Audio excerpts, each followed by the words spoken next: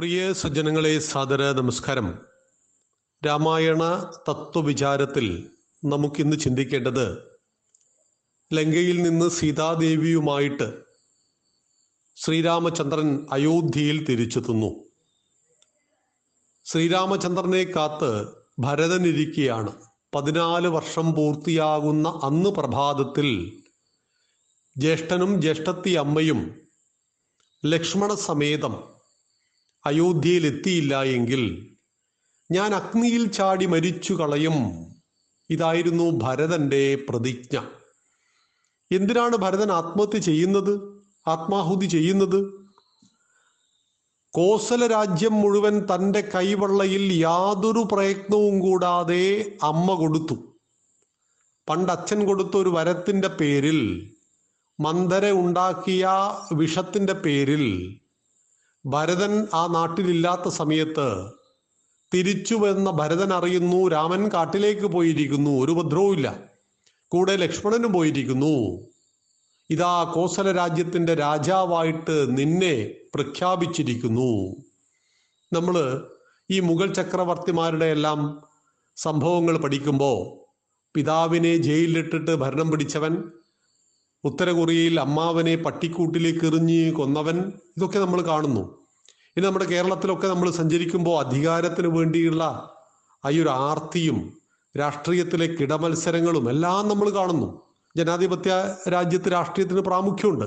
പക്ഷേ ഇതൊക്കെ കിടമത്സരങ്ങളും തമ്മിൽ ചതിയും ഇതൊക്കെ നമ്മൾ കാണുമ്പോഴാണ് ഒരു മഹാരാജ്യത്തിൻ്റെ അധികാരം കൈവെള്ളയിൽ വന്നിട്ടും ജ്യേഷ്ഠന്റെ പാദുകങ്ങളെ സിംഹാസനത്തിൽ പ്രതിഷ്ഠിച്ച് 14 കൊല്ലം രാജ്യം ഭരിക്കുകയാണ് ഭരതൻ. എന്തിന് നാം രാമായണം പഠിക്കുന്നു എന്ന ചോദ്യത്തിനാണ് സാഹോദര ബന്ധത്തിൻ്റെ ഏറ്റവും ഉദാത്തമായ മാതൃക.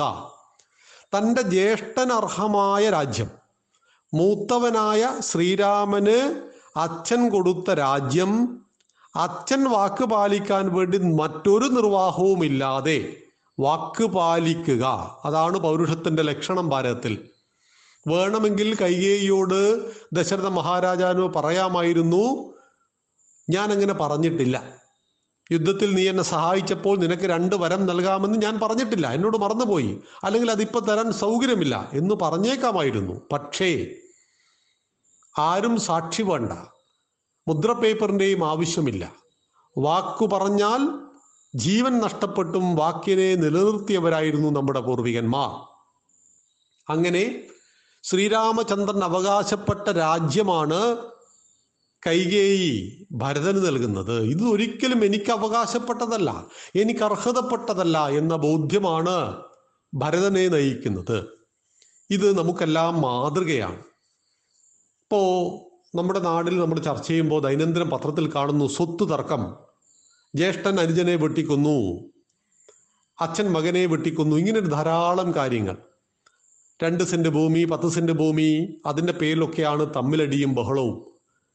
സ്ത്രീധനം കൊടുത്തത് കുറഞ്ഞുപോയി എന്ന് പറഞ്ഞിട്ട് നമ്മുടെ ഒരു സഹോദരി കഴിഞ്ഞ ആഴ്ച ആത്മഹത്യ ചെയ്തു.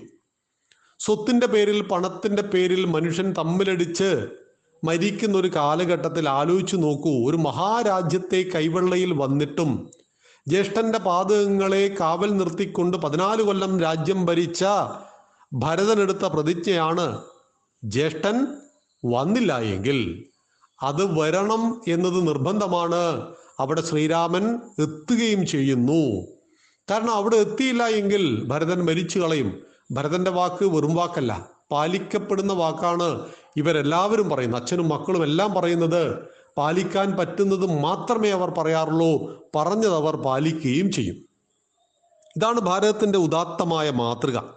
ഇവിടെയാണ് രാമ ലക്ഷ്മണ ഭരത ശത്രുഘ്ന സഹോദരന്മാരെ നമ്മുടെ എല്ലാം കുടുംബത്തിലേക്ക് ആവാഹിക്കുക. ഒന്നിൻ്റെ പേരിലും സഹോദരങ്ങൾ തമ്മിൽ തല്ലാതിരിക്കണമെങ്കിൽ ദൈനംദിനം രാമായണം വായിക്കുക. കാരണം രാമായണത്തിലെ സഹോദര സങ്കല്പം എല്ലാ കാലഘട്ടത്തിലും മനുഷ്യ സമൂഹത്തിന് ഉദാത്തമായ മാതൃകയാണ് എന്നറിയുക. നന്ദി, നമസ്കാരം. വന്ദേ മാതരം. ജയ് ശ്രീറാം.